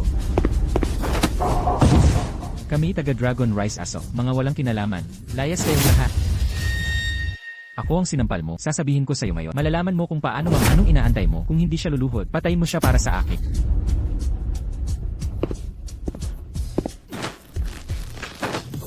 Xiao Wei Jiang, hindi ka ba mayabang kanina? Bakit hindi ka makagalaw ngayon? Huwag mong isiping inalagaan mo. Pwede mo na akong yurakan, at pag malupitan, ako na ang magsasabi sa'yo. Wala kang kwenta, lumuhod ka. Tigil kayong lahat. Sino ka ba? Manahimik ka. Ginoong Wan. Director Zeng, ako ang bahala sa'yo. Bakit mo ako sinasaktan? Sino siya? Tumahimik ka. Siya ay taga Longteng, kanang kamay ni Go Weilong. Si Wan Zong mula sa kabisera. Ilang buhay mayroon ka. Napakalakas ng loob mong magingay sa harap ni Jiwan. Ginoong Wan, pakalmahin ang inyong galit. Hindi ko sinasadyang makasakit, di sinasadya. Kaming dalawa, sa utos ng tagapangulo. Narito kami sa Jiangcheng para salubungin siya. Ngunit nagkagulo sa hotel. Ano ba itong ginagawa ninyo? Ginoong Wan, patawarin ninyo ako. Talaga itong matandang ito. Pagsuway sa nakatataas. Binigyan ko lang ng maliit na parusa. Tama na. Mabuti na lang, di naantala ang mahalagang bagay. Kung hindi, babayaran mo yan ng buhay mo. Baiyo, nasaan ka? Iwan, ako si Baiyu. Ikaw ba ang tumawag sa tagapangulo? Sinabi mong may mahalagang tao sa Jiangcheng. Tama. Kung gayon, ang mahalagang tao na nabanggit mo, nasaan siya ngayon? Siya po ito. Imposible. Baiyu, huwag kang magsalita ng kung ano-ano. Ako at si Jiwan. Ngunit sa utos ni Chairman Go, dumating kami sa Jiangcheng para salubungin siya. Imposible namang siya ang tinutukoy mo. Sabi ko, walang sinumang may karapatan. Sumigaw sa harap ko. Ngayon, ang mga umaapi sa akin, walang awang papatayin. Matandang gago, wala ka talagang alam. Hanggang kay Boss Wan ka na nagmamayabang. Opo, Boss Wan. Bago ka dumating, ang matandang ito, sa pamamagitan ni Baiyu, inaapi ang pamilya Zhou. Huwag kang malinlang sa kanya. Xiao Wei Jiang, ilan ba ang buhay mo? Nagpanggap kang dakilang tao kay Boss Wan. Beiyu, tawagan mo ang chairman. Lumitaw na ang dakilang tao sa Jiangcheng. Ito, ang dakilang tao na sinasabi mo. Tama, matagal lang nagkubli si Uncle Xiao. Kaming mga matatandang tagasunod niya, naghanap sa buong Longsheng bago namin matagpuan si Uncle Xiao. Ngayon, ibinigay ko ang impormasyon dahil sa tiyaga ni Gu Weilong sa paghahanap kay Uncle. Tama na, Baiyu. Gusto mong ipagtanggol si Xiao Wei Jiang at di mo ginamit ang isa lang siyang matandang magsasaka. Paano siyang maging dakilang tao? Ikaw na mababang uri. Huwag mong isiping makakalusot ka. Sa mataas na lipunan, nandito si Boss Wan ngayon. Hindi ka namin pababayaang gumulong. Tumigil ka sa harap ng dakilang tao. Huwag kang magmalabis, Boss Wan. Mababang uri lang siya. Huwag kang malinla. Opo, Boss Wan. Napakayabang ng taong ito. Sa pagkakilala niya kay Baiyu, minamaliit ang may kapangyarihan. Paano siyang maging dakilang tao? Boss Wan, pumunta tayo sa Jiangcheng para salubungin ng dakilang tao. Kung mali ang makilala natin, magagalit ang chairman. Hindi natin kakayanin ang magiging parusa. Malapit nang dumating si Chairman Gu sa Jiangcheng. Ang pagkatao niya ay siyang magpapasya. Kung tunay o peke, bago yon, walang pwedeng humawak sa kanya. Jimmy Wan, seryoso ka bang ipagtanggol ito? Nahiyain ng Dragon Rice Group ng ganito? Tumahimik ka. Jimmy Wan, sabay tayong dumating sa Jiangcheng para hanapin ng dakilang tao. Sasabuatan mo ba talaga si Baiyu para ipagtanggol ang taong ito? Suwi mo ba ang Pangulo? Dito, wala kang karapatang magsalita. Li Wan, iginagalang kita bilang kinatawan ng Pangulo, kaya tinawag kitang Ginoo. Kala mo talaga ikaw na ang hari? Makinig ka. Hindi ako pushover. Para malamangan mo, Anong balak mo? gagantay ako. Li Wan, hindi pa panahon sa Dragon Rice para kontrolado mo lahat sang-ayon sa alam ko. Ang vice-presidente ay nandito mismo. Paniwala mo o hindi, ilalabas ko siya. Tingnan natin kung matapang ka pa pagkatapos nito sa pagiging makasarili mo. Ikaw. Mga tauhan, pakiusapin ng vice-presidente. Zeng Yuan, gagamitin mo ba siya laban sa akin? Yuan, nag-aalala lang si Director Zeng. Ayaw niyang maloko ka ng impostor na ito. Umalis ka, ang tama't mali ay malinaw sa akin. Pero kayo, bago ako dumating, mayabang kayong lahat. Masahol pa sa hayop. Matandang ito, huwag mong isiping panig ka ni Liwan. Makakaligtas kayo ni Baiyu. Pusong magkalakas kayo sa pagpapanggap. Ang kapalit ay kamatayan. Zeng Yuan, babalamin kita kung magsalita ka ng bastos. Huwag kang magtaka. Liwan, ginagago mo ba ako? Paano ka nakipagsabuatan kay Baiyu para itakbo ang kriminal? Kahingian ito sa buong Dragon Rice Group. Ang dakilang taong hinahanap namin ay imposibleng ito ng unit. Zeng Yuan, paulit-ulit kang bastos at walang respeto sa batas. Mga tauhan, balain ang binti. Pagkatapos ay itapon. Subukan mo. Hindi ako susuko. Hindi ako susuko. Tingnan ko. Dito, kung sino mang makakapangahas, kina Direktor Bay at Ling Xiao. Vice Presidente, pagtulungan mo ako. Ano ba talaga ang nangyayari? Li Wan. Si Li Wan, ng direktor na si Bayo, ay nalinlang at nakipagsabuatan sa isang matandang taga-bukid. Sinubukan kong kausapin, pinabugbog niya ang binti ko, at sinaalis ako. Hindi makatarungan. Siya ay tauhan pa naman. Napakawalang galang. Tama ka, Vice Presidente. Ang ginawa ni Li Wan ay sinira ang dangal, lubusan. Sana ay mabuti mong siya ay turuan. Sige. Talagang si Li Wan. Hindi narito ang Presidente. Napakalaking pagsuway. PSA. Ihatid ninyo siya. Vice Presidente, pagtulungan mo ako. Ginoong Wan, si Director Zeng ay mataas sa kapulungan. Pinapaalis niyo siya, hindi ba kayo natatakot? Kung malaman ng Presidente na magagalit sa inyo, ang mga usapin ko. Ang pamilyang Zhou ay walang karapatan. Hindi ka pa kwalipikado? Li Wan. Paano mo sinuwi ang nais ng Presidente makipaghalubilo sa mga taong ito? Talagang kahihiyan sa mga taga-asosasyon. Vice Presidente. Inutusan ako ng Presidente upang salubungin ang sa Jiangsheng. Dagdag pa, napatunayan na ni Baiyu na ang ginoong Xiao na ito ay siyang ang hinahanap ng Presidente. Hinihiling ko po, huwag mong hadlangan ang aking gawain. Ang sinabi ni Bayo, totoo ba o hindi? Sino ang nakakaalam? Tumahimik ka. Ang pagkatao ni Uncle Xiao, hindi mo basta-basta mahulaan ang pagkatao niya. Puro kasinungalingan. Naglilito sa isipan. Mga gwardiya, dakpin ninyo sila. Hilahin palabas at tateren para aipakin sa aso. Sino ang mga ngahas humawak sa kanila? Shenlei, Dragon Rice Commerce Guild. Kailan ka nagkaroon ng karapatan na magsalita? Ako ang vice-presidente ng Dragon Rice Commerce Guild. Nasa ilalim lang ng iisang tao. Nasa itaas ng libu-libong tao. Kapag wala ang presidente. Ako ang hari ng negosyo sa Dragon Country. Isang hamak na direktor ng Dragon River. Ang buhay ko. Bakit naman ako matatakot? Shenlei, talagang naghahanap ka ng kamatayan. Sa tingin ko, ikaw ang dapat mamatay dito. Matandang hakluban, paano mo nagawang maging mayabang sa harap ko? Sa tingin ko, pagod ka ng mabuhay. Gawing abo ang iyong mga buto. Tateren at aipakin sa mga aso. Dalawang paraan ng pagkamatay. Pumili kayo ng isa. Dakpin ninyo silang lahat.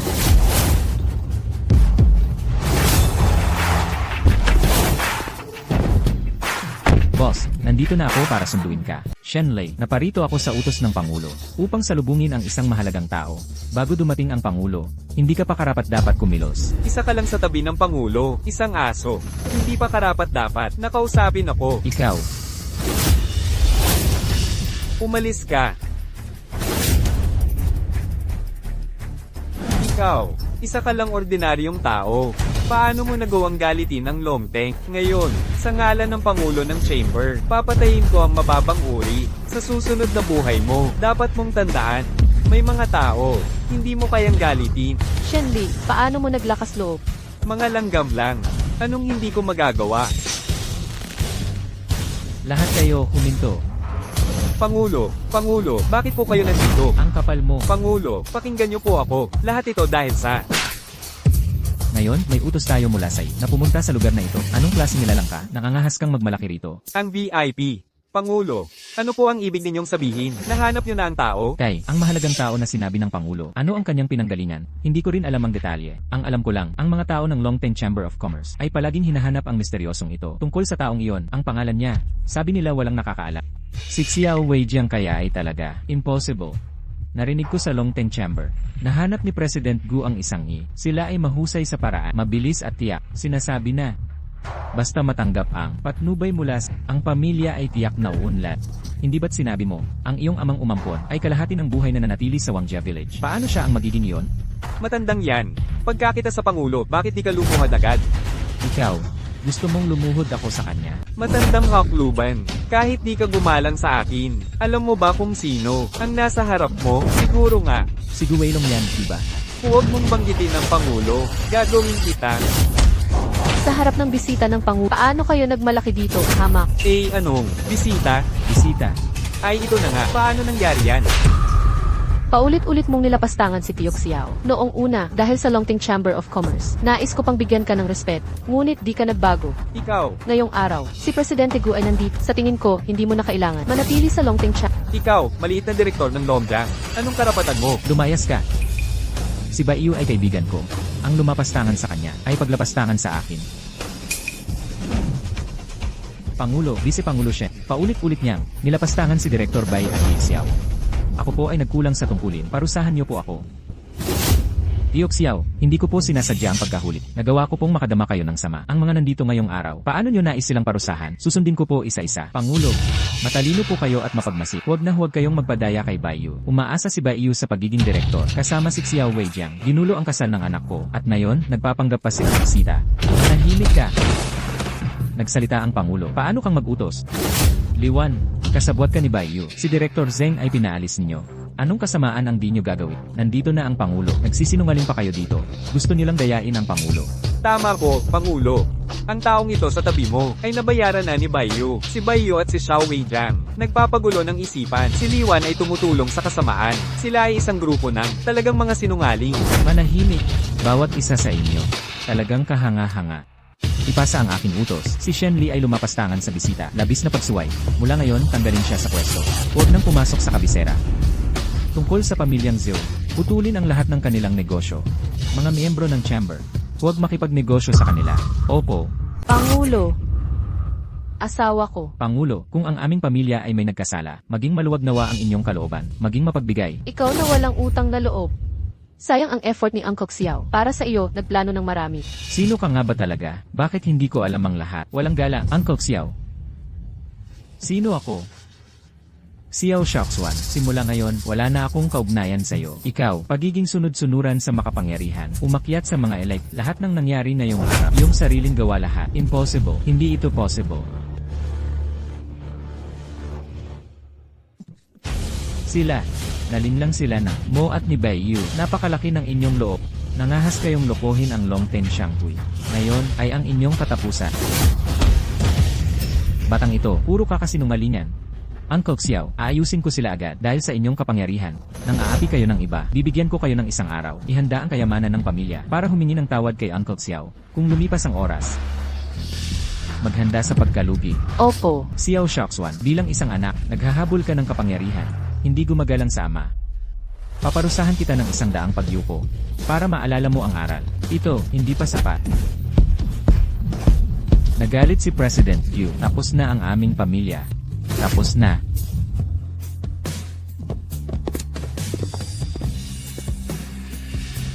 Matandang lalaki. Hindi tayo tapos. Tiyok Xiao, dahil nagbalik ka na, ako po ay nasa Jiangsheng sa Makalawa, ay maghahanda ng isang maringgal na welcome party. Ipagbigay alam sa mga negosyante ng Longteng tungkol sa pagbabalik ng tagapagtata. Ang bagay na ito, ikaw na ang bahala. Tungkol naman sa pamilyang Zhou. Tiyok Xiao, huwag kayong mag-alala. Ang pamilyang Zhou ay lubos na walang galang sayo. Sa Makalawa, sa handaan, tiyak na hindi pa padadalo ang pamilyang Zhou. Hello. Ano ang sinabi mo? Anong nangyari? Tai, anong nangyari? Tay, Sabihin mo nga sa akin, anong klaseng lalaki ang pinakasalan mo? Dahil lang sa kanya, ang aming pamilyang Zhou, hindi lang na-offend si Director, kundi pa na-offend din ang Longteng Business Group. Buti na lang, kanina lang, si Tiosun mo ay tumawag sa akin. Yung misteryoso, tagapagtatag ng Longteng Business Group, siya ang tunay na may-ari sa Jiangsheng, ay nagpakita na. ano? Tay, kung ganoon talagang dapat natin makilala ang mahalagang taong iyon. Sa madaling salita, si Gu Weilong ay isa lamang pansamantalang pangulo. Kung sakali, kung ang pamilyang Zhou natin ay makakalapit sa misteryoso tagapagtatag, kahit pa si Gu Weilong ay walang magagawa sa aming pamilyang Zhou. Ngunit ang Longteng Business Group ay nagsabi na, ang aming pamilyang Zhou ay walang karapatang dumalo sa handaan bukas. Huwag po kayong mag-alala, mag-isip pa tayo ng paraan. Ano pa bang magagawa natin? Xiao Shaoxuan, ang Zhou family namin makakaugnay sa'yo ay malas na talaga. Huwag po kayong mag-alala. Pupunta ako bukas sa Chamber of Commerce. Hihingi ako ng tawad kay Tagapangulo Zhou. Para sa Zhou family natin, kukuhanin ko ang imbitasyon. CJ, maniniwala pa ako sa iyo muli. Kung hindi mo pa magawa ito, umalis ka na agad sa Zhou family. Ginoo. Sino po ang hinahanap niyo? Si Tagapangulo Gu Weilong po. Anong oras po ang inyong appointment? Anong oras po para makipagkita sa chairman? Pumasok ka na lang at hanapin siya. Magtrabaho na kayo. Sino itong barbaro? Hilahin palabas. Anong ginagawa niyo? Bitawan niyo ako para makipagkita sa Tagapangulo. Kung maantala ang gawain niya, tapos na kayo. Bata, makinig ka. Araw-araw, sandamakmak ang gusto. Makilala ang ating Tagapangulo. Sobrang dami nila. Mga tulad mo, madami na akong nakita. Pesteng yawa.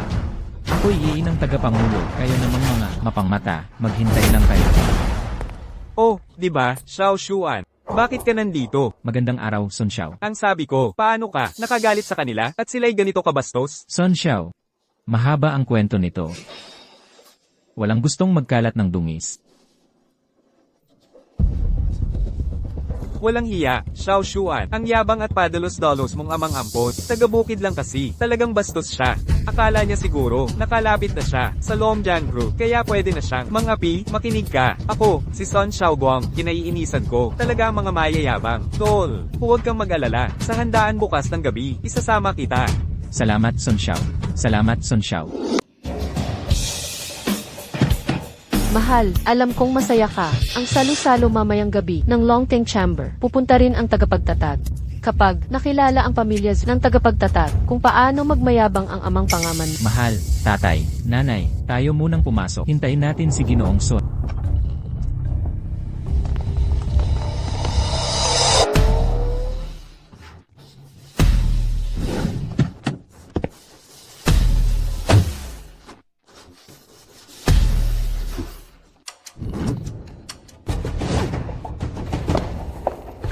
Anyway, sa palagay ko may ilan di dapat alamin ang sariling lugar. Kagandahan man ng suot, hindi nito matatakpan ang bahid ng karukhaan. Naalala ko ang salusalo ngayong gabi. Hindi inimbita ang pamilya Zhou. Pumunta ng walang imbitasyon. Talagang walang kahihiyan. Ano ba sinasabi mo? Mahal, itong amang pangaman lubog na sa kakabubuhan. Ang salo-salo ngayong araw ay para salubungin ang Longteng tagapagtatag. Hindi mo alam kung anong lalim. Ang panghuthot sa probinsya nung ang salo-salo mamayang gabi. Narito ang tagapagtatag. Kung ikaw at si Baiyu ay maghangad na magpanggap na bisita ni Presidente, tingnan natin ilang buhay meron ka para hamakin ang tagapagtatag. Xiao Weijiang, alam ko na ang iyong hamak na pinagmulan ay puno ng hinanakit. Ginulo mo kasal namin ni Wenwen. Pipilitin kong limutin yon. Ngunit na yung gabi, payo ko'y umalis ka na ngayon din. Huwag magmaloko sa salusalo ng tagapagtatag. Ako ang may akda ng salusalo ngayong gabi. Gusto niyo akong paalisin? Wala kayong karapatang gawin yan. Hahaha, hahaha. Sa tingin ko sira-sira ka na. Buti na lang hiniwalayan mo na siya. Ngayon grabe na ang kapal niya ng mukha. Talagang hanap siya ng gulo. Tara na, umalis na tayo. Huwag tayong magpadala sa kanya. Tigil. Loko ka, ano ba talaga ang balak mo? Sinasabi kong kayo ay walang karapatang dumalo sa salusalo ngayong gabi. Hindi kita, papatagalin pa. Tol ka, nangahas kang nanakit ng nanay ko. Xiao Weijiang, ang punong abala ngayong gabi ay tagapagtatag ng samahan. Sino ka? Nangahas kang magmalikod dito. Sino ako? Di mo kailangang malaman. Ang alam ko, ngayong araw, hindi kayo makakapasok dito. Mahal, Sinta, huwag kang magpanik. Sinumaling lang si Xiao Weijiang. Ang mga dadalo ngayong gabi ay pawang mga elitista mula sa Longhu. Mayaman at makapangyarihan lang may imbitasyon. Xiao Weijiang, tulad mong umaasa kay Baiyu ay bisita lang sa aming high society. May imbitasyon ka ba? Hindi ko akalain na may magbibigay pa sa'yo ng imbitasyon. Maliit ka lang naman. Dahil alam mong may imbitasyon ako. Bilis! Umalis ka na. Kung magpapatuloy ka dito, magagalit ang founder. Ihahagis ka sa mga aso. ang imbitasyon, hindi ito basta makukuha. Kahit na nakalapit ka kay Baiyu. Ano na? Ang pamilya Zhu na makikipagkita, ang founder ng Longteng Business. Siya ang may control, lahat ng negosyo sa buong Longguo. Basta makuha natin ang suporta ng founder. Suporta, kahit si Baiyu pa, sa harap ng aming pamilyang ay luluhod lang sa amin. Why, Mrs., bakit mo pa kinausap tong taga-probinsya? Bakit mo pa siya kinakausap? Tara na, pumasok na tayo. Kung maantala ang pagharap sa founder, malaki ang mawawala. May naglakas loob na baliwalain ito. May nangahas pa na bigyan ka ng imbitasyon. Ikaw, sino ka ba? Nakuha ko ang imbitasyon ngayon. Pwede tayong lahat sumali sa engranding handaan. At ikaw, dapat ka lang sa labas ng hotel. Magpalipas gutom. Yay! Talaga?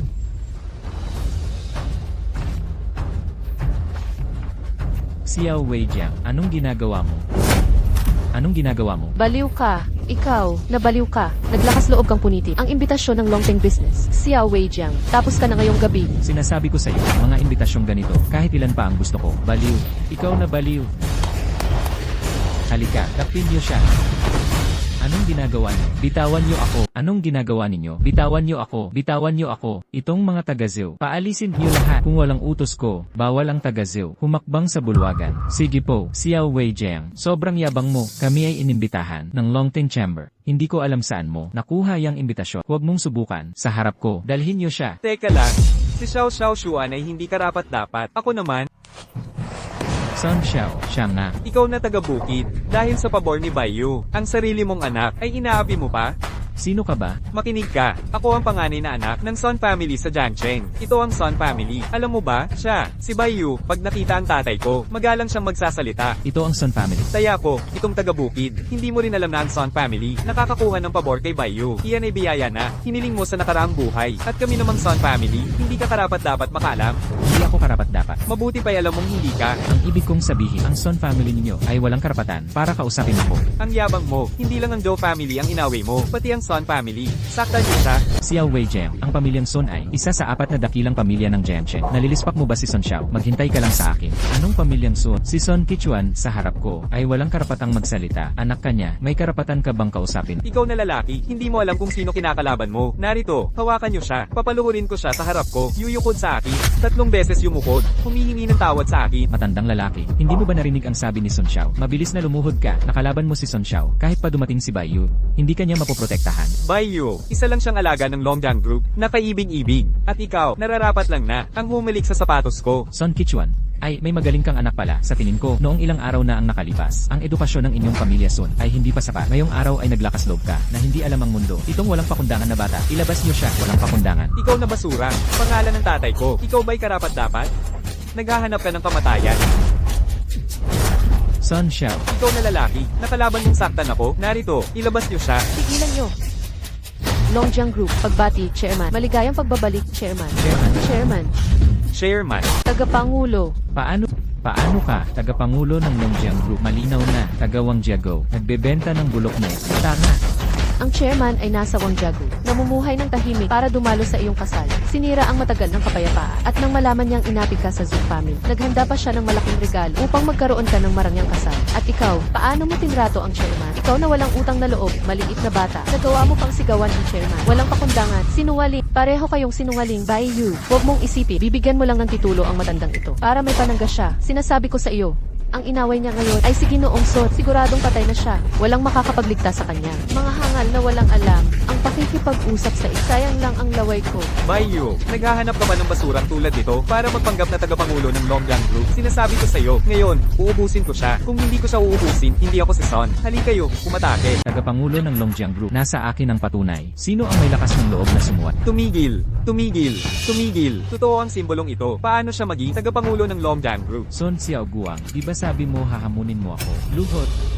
Ang ganang Son, kawalan ng tamang pag-aruga sana. Ako na ang gagawin para kay Son Qichuan. Tuturuan kita ng wasto. Sampalin mo ang sarili mo ng 50 beses. Lumuhod ka rito at humingi ng tawad. Ikaw ba?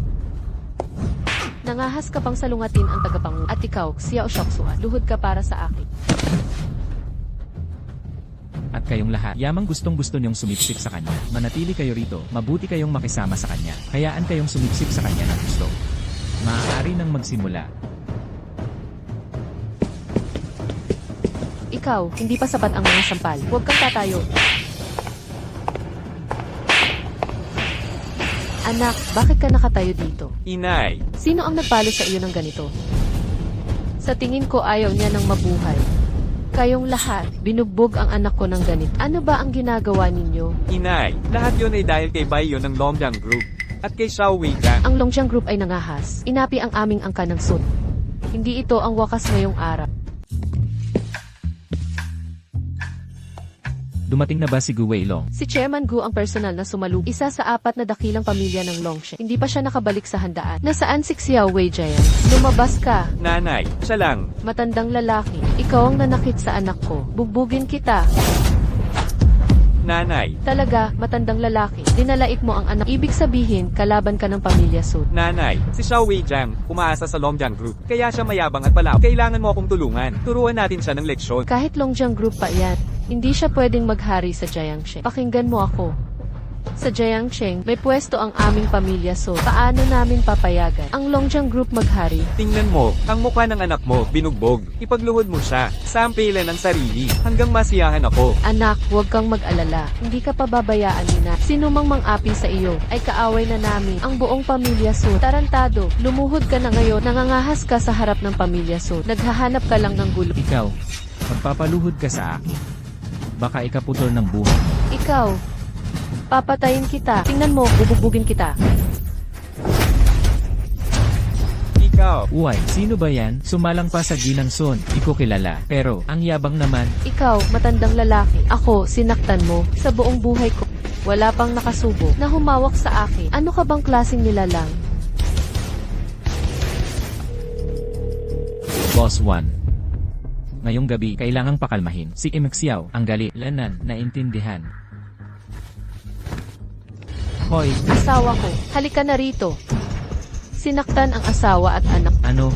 May nagtangkang gumawa sa Jiansheng. Manghamon sa pamilyang Son. Asawa ko, dyan ka lang muna. Papunta na ako roon. Turuan ko ng leksyon. Kaibigang Son, pero ang iyong asawa ay nagkaproblema sa handaan. Isang taong walang ina, ang nakaaway ng aking asawa. Hindi ito mahalaga. Sa ngayon, ang pinakamahalaga ay maghanda ng handog. Siguradong, kailangang mapakalma si Im Xiao. Tama, nagkasala tayo sa bisita ng presidente. Ang handaan, kailangang magpakitang galing kung sa tulong ng presidente, makilala ang founder ng asosasyon, makuha ang tunay, na pabor ng presidente ng Dragon Rice Chamber, ang ating dalawang pamilya, sa Jiancheng sa hinaharap, ay lalong ongat. Bilisan mo, huwag na huwag mahuhuli. Kailangang bigyan ang founder ng mabuting impresyon. Maghintay ka sa akin. Pagdating ng aking asawa, tapos ka na. Hahaha, sigurado ka ba na si Son Kichuan? Pumunta rito, makita ako, maglakas loob magsalita. Ikaw, Nay, tingnan mo siya. Sino siya? Paano niya nagawang umupo doon? iyan si tagapangulo. Upuang para sa tagapagtatag. Nakaupo siya doon. Siguradong malas siya. Walang modo, naglakas ng loob sa upuan ng tagapangulo. Huwag kayong tumingin sa akin. Ang matandang nasa entablado. Matagal na kami hindi mag-ama. Sobrang tapang nito sa handaang ito. Hamunin ang tagapagtatat. Ayokong mamatay kasama siya. Tama, mabuti na lang matalino asawa ko. Alam niyang ang matandang ito, may problema sa utak. Matagal na kaming hindi mag-ama. Mga miyembro ng lupot, kayo na ang bahala sa kanya. Huwag ninyong isisi sa pamilya.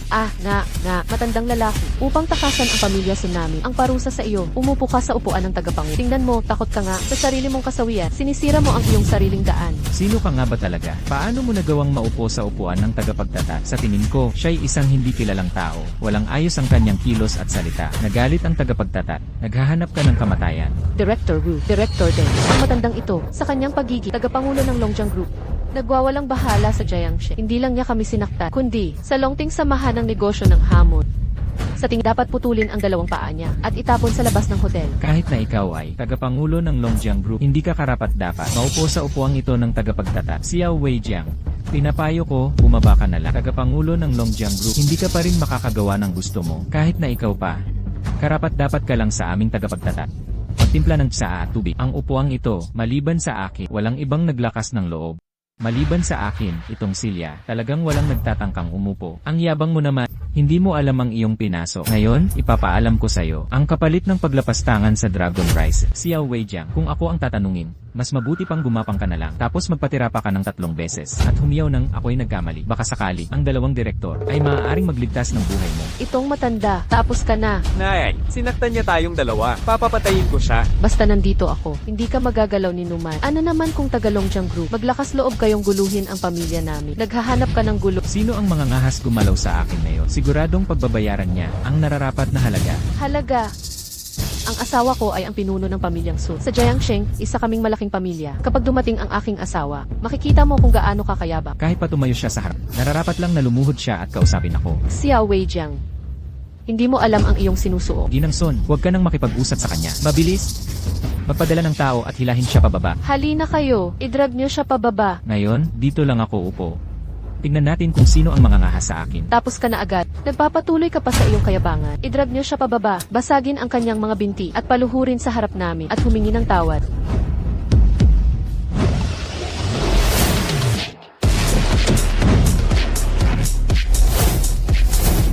Handa na ba ang mga regalo? Lahat ay handa na. Sumama kayo sa akin sa loob upang humingi ng paumanhin kay Ginoong Xiao. Dumating na si Chairman Son Kichuan.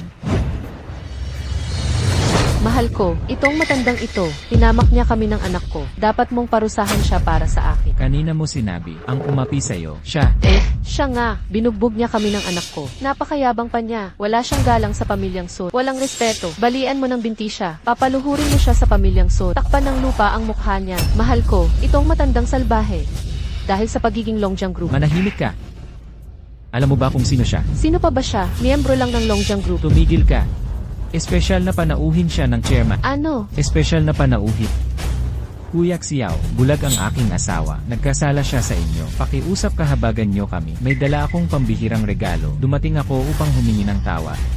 Grupo ng Son, para kay Ginoong Xiao Weijiang, handog na puno ng gintong biyaya. Maranyang bahay sa Jiangcheng Quishan Bay. Maharlikang perlas na puting jade. Para kay Ginoong Xiao Weizhang. 10 milyong shares ng grupo ng Son. Son Kichuan, kanina ang asawa mo, sinabi mo sa harap ng lahat, patawan mo akong lumuhod para humingi ng paumanhin sa pamilya niyo. Hindi.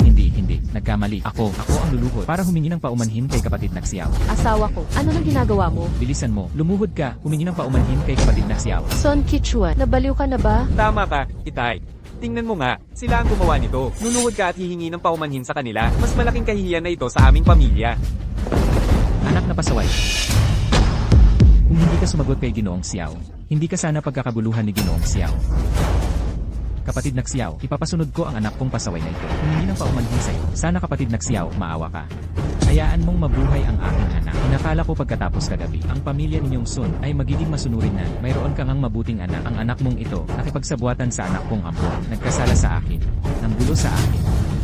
Anong parusa ang dapat sa kanila? Huminahon ka, Xiao Jie. Son Kichuan, bakit mo siya kinatatakutan? Kahit siya ang chairman ng Longjiang Group, ngunit ang aming pamilyang Sun ay kilalang pamilya rin sa Jiangxing. Kung maglakas loob siyang mang-api, ito'y depende sa pamilyang Sun kung papayag kami. Oo, ba? Bakit mo kinatatakutan ng matandang yan? Kayo, Son Kichuan, ang iyong intensyon sa paghingi ng tawad ay hindi totoo. Hindi mo kayang pamahalaan ang iyong asawa at anak. Ang handog na ito ngayon.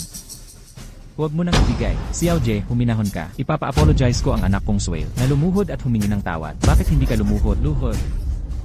Ako, si Xiao Weijiang, ay hindi kailangan. Xiao Jie. Ano ang gusto mo? Si Son Xiaobuang ay may masamang ugali. Ikaw, itong anak mong ito, ay hindi mo mapagaling. Kung gayon, ako ang magtuturo sa kanya. Son Xiaobuang, 50 hampas. Paalisin sa Jiangxing. Ang kamalian ng anak ay kasalanan ng ina. Mrs. Son, ikaw ay mayabang at walang moral. Nang aapi ng mahihina, mula ngayon, hindi ka napapayagang dumalo sa anumang pagtitipon ng mga elite na pamilya sa Jiangxing. Mula ngayong araw, ang pamilyang Sun ay tatanggalin sa listahan ng Jiangxing.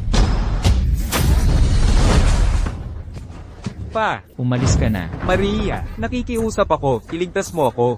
Anak, huwag kang matakot. Nandito si nanay, walang makakagalaw kahit isang daliri. Son Kichuan, gusto nilang saktan ang anak mo hanggang mamatay at nagpapakatuso ka pa rin. Pakinggan mo ako, kung may mangahas na galawin ang anak ko kahit daliri, hindi kita titigilan. Ikaw na matanda, huwag mong isiping galawin ang anak ko kahit daliri. Son Kichuan, bibigyan kita ng 3 minuto. Kung hindi ka pakikilos, huwag mo akong sisihin sa pamilya ng Sun. Walang awa.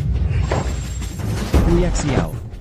Kuya Xiao, maawa po kayo. Kuya Xiao, bigyan mo pa ako ng isang pagkakataon. Bigyan niyo ng pagkakataon ng anak ko. Son Kichuan, ano ba talaga ang kinatatakutan mo sa kanya? Gusto pa niyang alisin ang ating pamilya Sun sa listahan ng mga elite ng Jiangxing. Ang sinabi niya, sobra namang pagiging mayabang at bastos. Longjiang Group, wala pa niyan ang karapatan. Maging amo ng Jiangxing. Director Deng, Director Wu, ang taong ito sa Longting Commerce. Ang kawalan ng respeto sa hapunan. Maaaring magalit ang founder. Ngayon, ang ating pamilya Sun ay gaganti sa kanya. Para sa Longting Commerce, tapunin ang masama.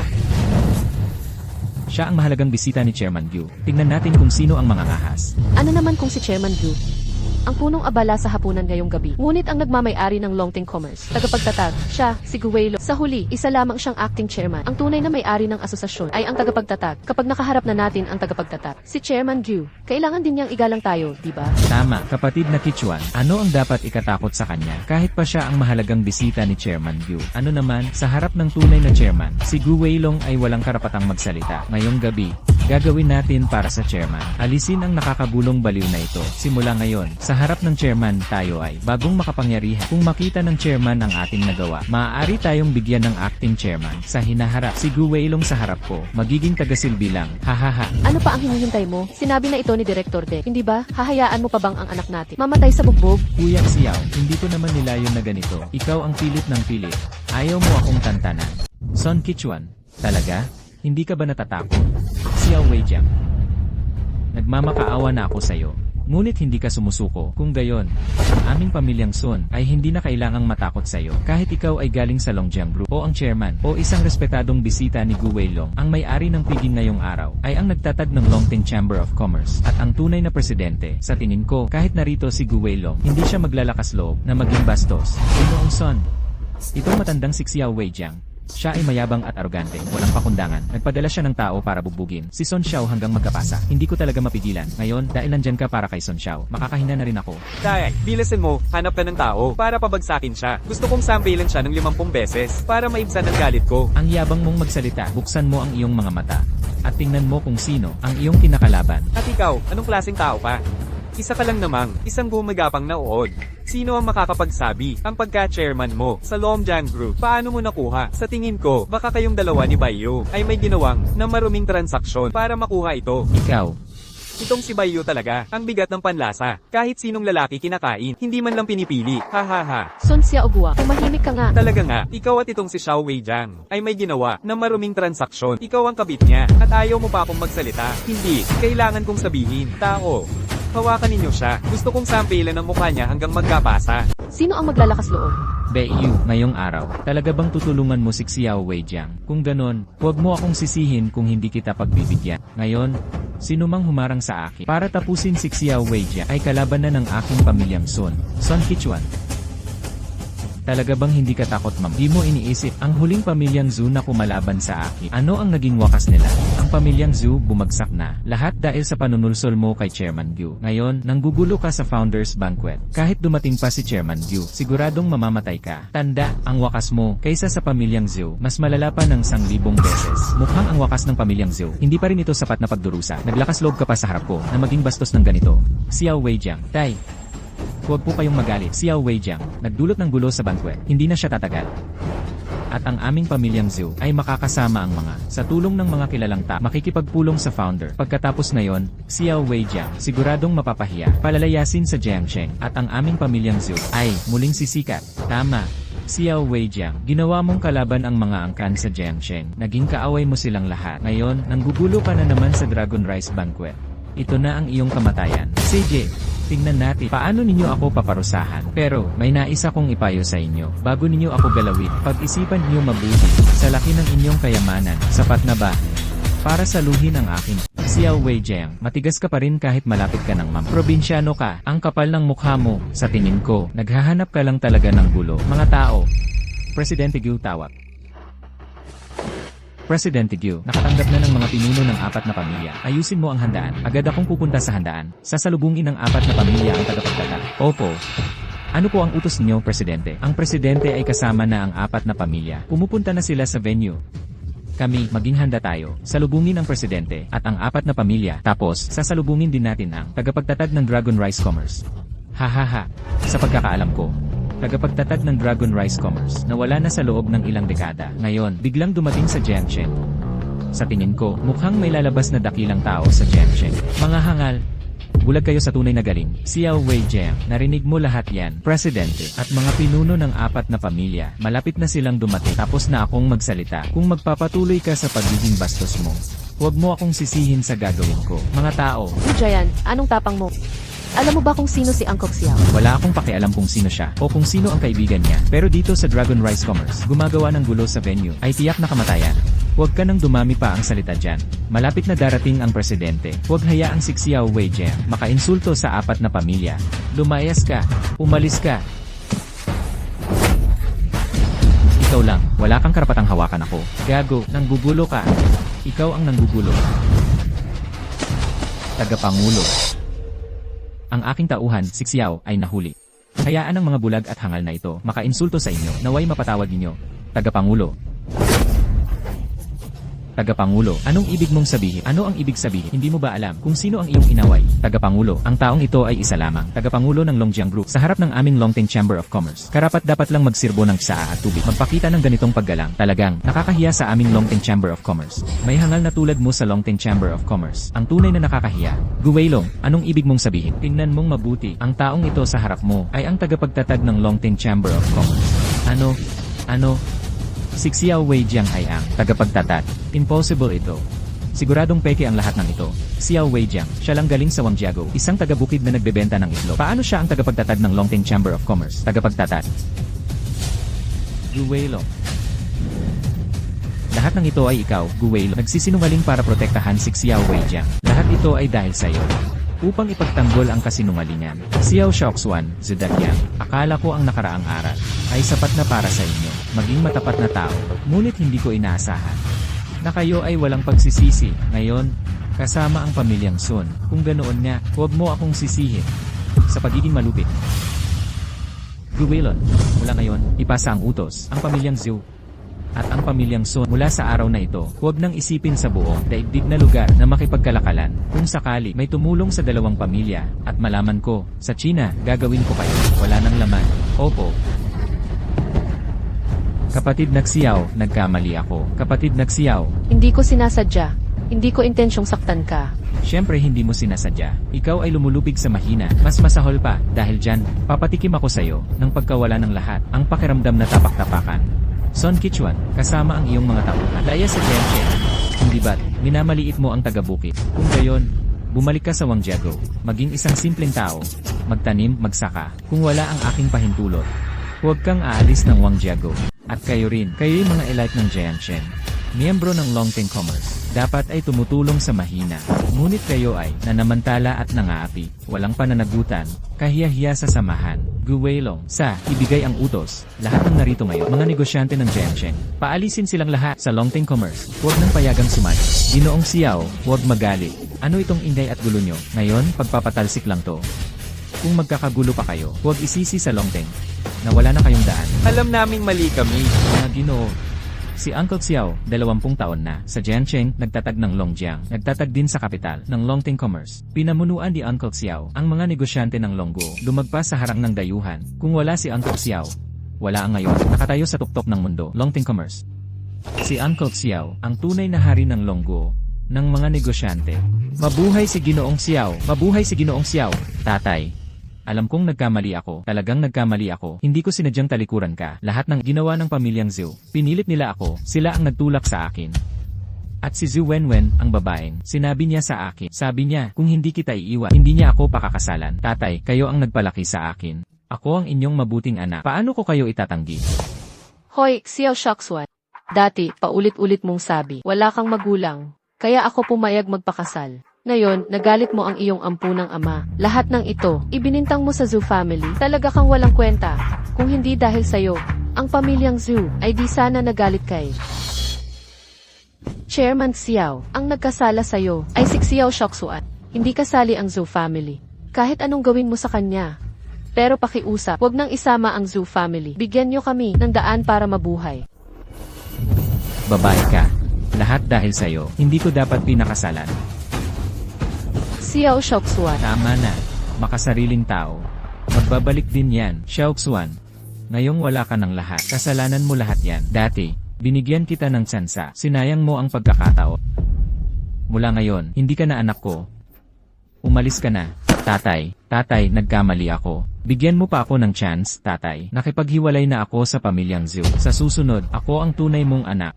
Kung hindi lang noon, pinulot mo ako sa ilo. Matagal na sana akong nalunod. Ako ang anak mo, tatay. Talaga bang kaya mong di ako kilalanin?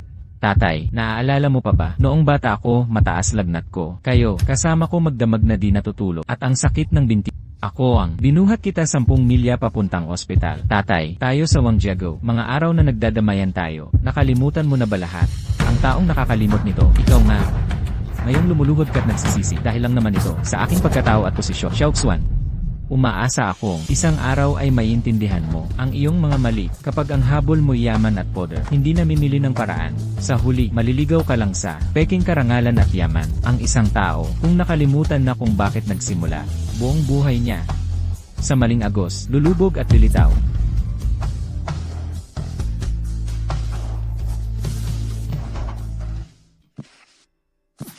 Tatay, huwag kang umalis. Xiaoxuan, tandaan mo ang aral na ito. Ang tao, dapat laging may pusong mapagpasalamat. Tandaan mo, ang tatay mo pa rin. Tatay,